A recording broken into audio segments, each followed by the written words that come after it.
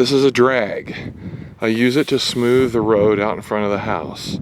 You take a chain, you hook it through that busted open loop right there, and that, for reference, is the receiver for a hitch, and you tie it with a chain to the hitch on the Jeep. And we dragged it up and down the road today 4 times to try and do a stress test on the cooling system. Now, I've done that before with other vehicles, the Dodge truck and an old Ford I had, but I think the temperature was a lot higher. I think it was, instead of 80 today, it was like 100, plus I had the AC running. So we tied it to a hitch on the back here.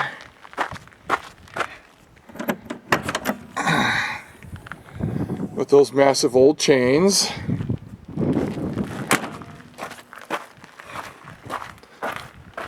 And all that we had happen while we were driving it was literally nothing. The electric aux fan came on, I don't know, every 2 or 3 minutes. And then the temperature gauge sat about the same place the whole time. Not even up to 210. It sat about, I don't know, an 1/8 inch before 210. It was down quite a bit. So that came on the whole time. It would cycle on and off with nice breaks in between. We tried it in 4-wheel drive, low, 4-high, and 2-wheel drive. And it did fine. This cooling system had no issues. I think if the air conditioning was finished, it would have probably heated it up a little more. So we'll try that again in the future. It's kind of hard to see in there. There's our massively oversized fan clutch. And it fits fine, fan fits fine, everything's good. It does move a ton of air, a lot. And that's good. I wish I could quantify it somehow, but it moves a lot. You can hear it when it first starts, when the engine's cold. You can hear it when you full throttle on the road. But that's about it, and it's not objectionable. We don't have a headliner in this Jeep. It didn't come with one. Somebody tore it out, so it's probably a little noisier than normal, but it works fine. We're headed into some hot weather, and down here in the Southwest desert, we get the hottest of all. So I'm glad we did it. I'm real glad. One thing I also changed out was the coolant bottle. This one was in the junkyard, and it's way newer than the original. The original had a couple cracks in it and stuff. This strap that holds it in is original to this Jeep. Anyway, it's, as you've seen in previous videos, this is not a pressurized vessel anymore. It's an overflow. This radiator has a cap on it, and we run the overflow tubing to the bottom through an adapter. It's hard to see under there, but that nipple coming off the bottom of this tank is like a 3/4 inch or 1 inch or something. It's really huge. So I made an adapter to adapt this small hose to that big one, to the big nipple. And then I took this, and this is just a drain. This gives it a place to overheat and drain. It goes down and stops about, I don't know, somewhere down by the oil pan. And this one's a little more clear. If I wiggle the Jeep just a little, you can see the coolant sloshing, which is better than before. The other one you couldn't see anything. It was original. So anyway, the cooling system worked good. I did try what one of the guys was very insistent upon. I took out the bottom coolant hose buried down there underneath the hot air intake. The lower coolant holes, I took it off, which drains the radiator bone dry. Then I took this, the upper hose, off of here, and I ran a bunch of water through it to flush the radiator completely out, and then put the hose back down there on, and then I filled it with antifreeze through this hose. That was this big thing, and I thought, well, what the hell, I don't have a lot to lose, let's try it. So you can't pour it in. At first you can pour it in as fast as you can pour it in, but then eventually starts to fill the radiator up. But it also starts to fill the water pump and the bottom of the block and all that up.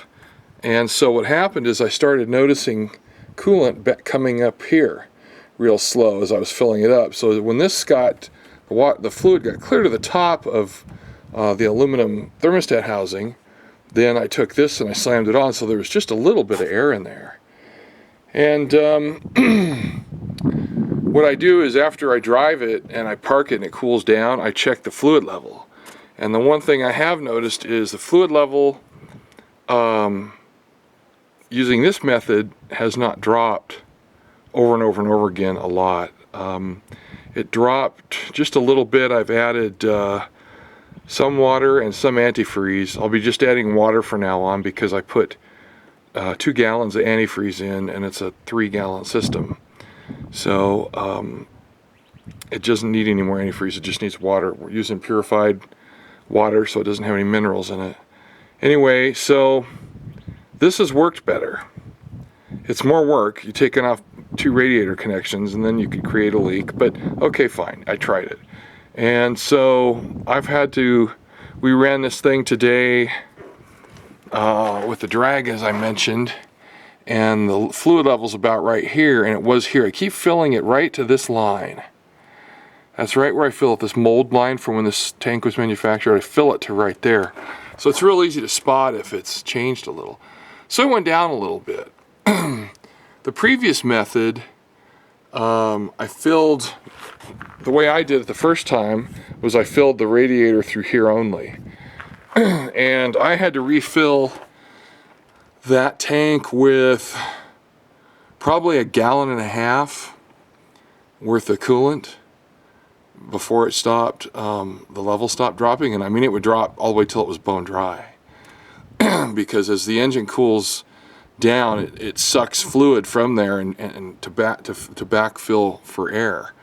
So although that did work, it took a lot more maintenance after I was done. This method, filling it through this hose, worked pretty good. Now his other insistence was to fill it through this hose too, but it held about, you know, a mouthful of fluid, if you will, and then it just stopped filling. So this took out most of the air. It absolutely did.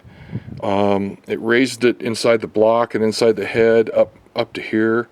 So that might have really helped purge a lot of air. So maybe his method, there is a method to his madness. Maybe he was right. I'll keep an eye on this. We're going to drive this thing tomorrow. I try to drive it a little every day to see if anything changes on the cooling system. You know, 80 degrees is warm right now for this time of year, but we'll be busting 100 again in no time. And I want this thing at its best. I'm about to do the air conditioning. It just needs to be evacuated. The pressure switch for the AC was leaking where the plastic housing goes into the nut there. So that was leaking. So I've got to evacuate it and put fresh Freon in it, and it'll be running pretty well, I think. Somebody had attached the 134 adapters to here, and this is an R12 system originally, so I doubt they changed the oil in the whole system. So technically I should be flushing all the lines and changing the fluid in the compressor and you know. So I don't know. I know the oils aren't compatible, so I don't know, we'll see. I just got to determine how much energy I want to put toward this. It worked good. Back to the cooling system. It worked well. It didn't take much to top off. I think I've put 2 doses of fluid in there, and I only, you know, it only went down halfway from what you see here. So it didn't take much.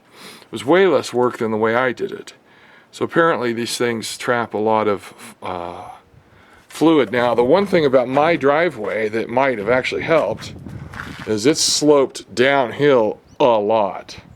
So the front of my engine is really, really high.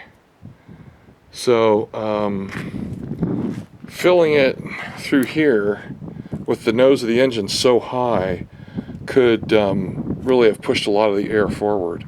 The neat part of it was this was filling up, and it filled clear up to here, which is, you know, way up to here on the head. So it could have gotten rid of some air, you know, well ahead of time. So I'll give the guy some thumbs up. It worked. I'm not into taking radiator hoses apart just for coolant refills, but maybe on these 4-liter Jeeps that's necessary.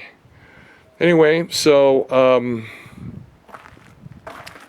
I'll get the air conditioning going and we'll do some of the same drag tests on the road, and we'll find out if this sucker is hopefully as ready as we can make it for summertime.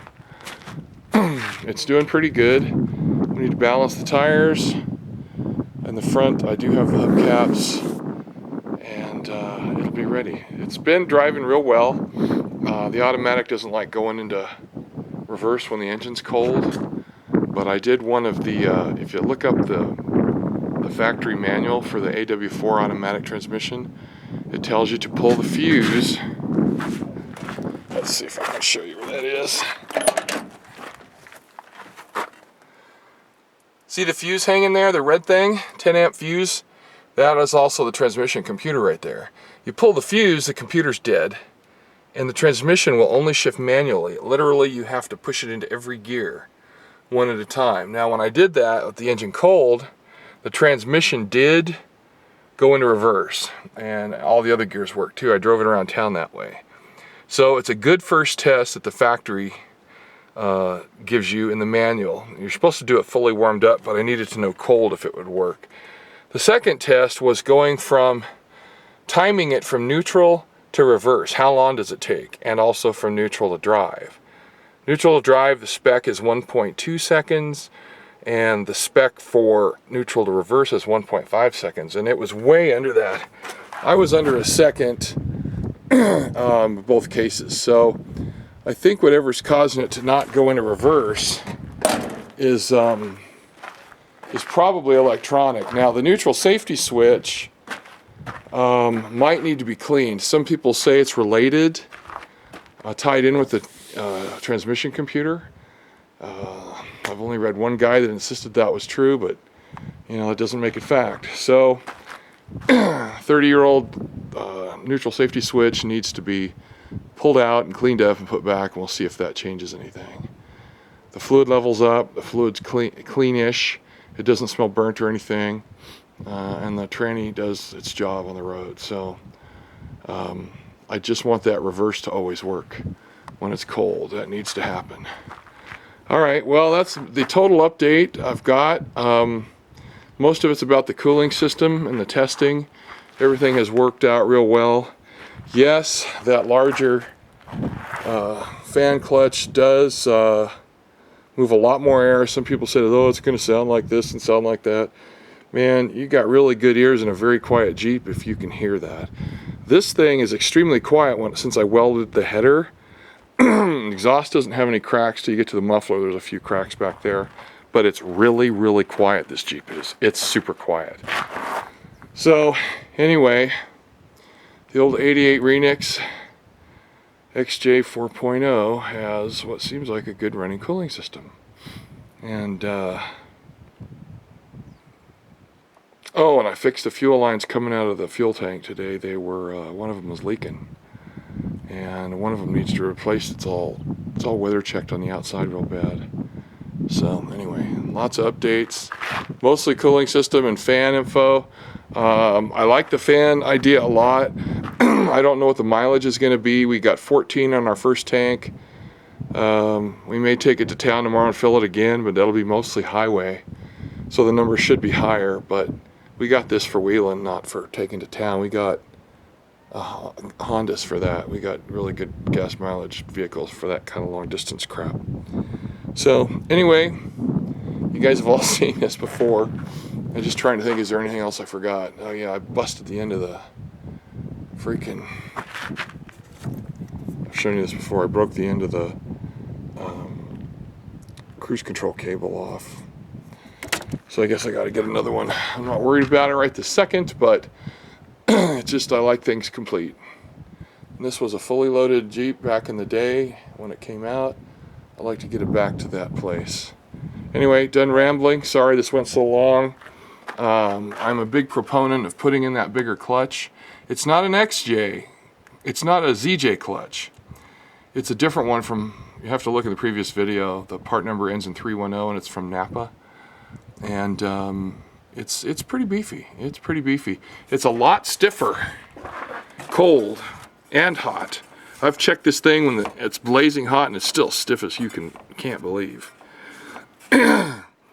So possibly a factory one, factory size would have worked okay, but we're in the desert and I just can't take that chance, man. I need the best of everything. And I pressure checked the whole system. I told you I was going to stop talking, and I guess I lied. So pumped it up to 15 psi and it didn't leak down at all. So I think we're sealed up good. I did find a leak. These two clamps were loose, and it was ripping. So we took care of that. So we should be good. All right. See you. Bye.